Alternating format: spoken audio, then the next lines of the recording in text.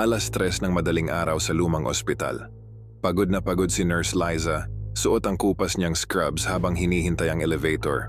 Dumidilim at bumubukas ang mga ilaw, pulang emergency light na lang ang natira.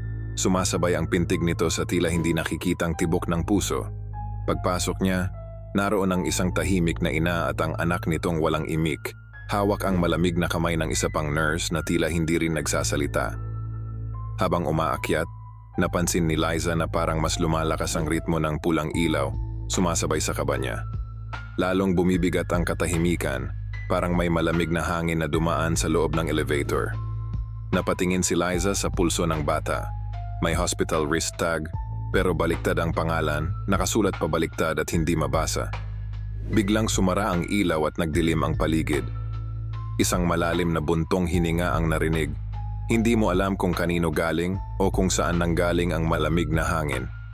Nang bumukas uli ang ilaw, mag-isa na lang si Liza sa elevator.